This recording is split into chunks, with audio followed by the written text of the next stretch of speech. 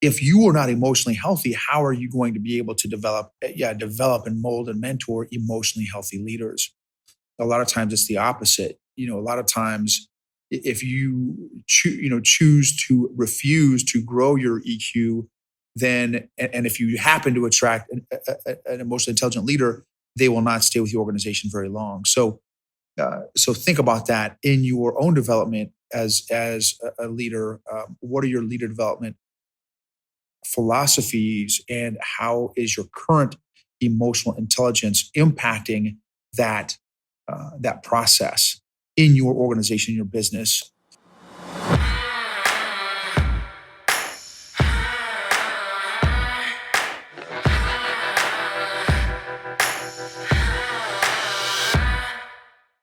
Leaders, influencers, and entrepreneurs. So, uh, leader development. How do you develop emotionally healthy leaders? How can you create an emotionally healthy leader development climate so that you can develop or put yourself in a position to develop emotionally healthy leaders more effectively? I just did a speaking engagement to about 150 leaders, E7s, 8s, 9s, and O5s, and O5s, what captains and lieutenant colonels. And everybody has different leadership philosophies, but what's fascinating is how our emotional intelligence plays into how we view leadership, how we develop leaders. And have met some amazing leaders just in my conversations here with some of these folks, and have learned some great stuff.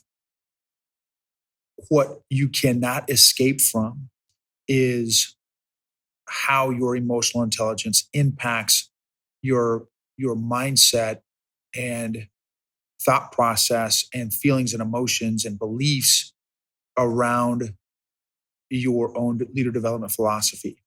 So, and that's critical as a leader. It's critical because what you don't want to do is you don't want to set up an environment as a leader, influencer, entrepreneur where the show revolves around you. As soon as you leave, as soon as you're sick, as soon as you have to take a knee, as soon as you have a major life event and you're out for a month or a couple weeks or whatever, what's going to happen to the organizations that you lead, the businesses that you run, the influencers that you influence, if you have not developed leaders? And again, it's also what type of leaders are you developing? Again, are you developing emotionally needy leaders or emotionally healthy leaders? If you are a celebrity leader where the organization is dependent on you, which would create an organization of needy leaders potentially, then as soon as you have to take a knee, as soon as you're out of the picture, that is going to impact everybody else's performance, your business, your organization, your team, your company, whatever you do, that is going to have a negative impact. So, and if you're not always developing leaders, right? ABC, always be coaching and mentoring, right? Always be developing leaders. Yeah, ABCD, always be coaching and developing. That's great. ABCD right there. Always be coaching and developing leaders. Always be instilling your mindset, your thought process. Who can you develop? Why are you developing them? How can you develop them such that they are, again, emotionally healthy? But their emotional health is dependent on your emotional health. So if you are not emotionally healthy, how are you going to be able to develop develop and mold and mentor emotionally healthy leaders?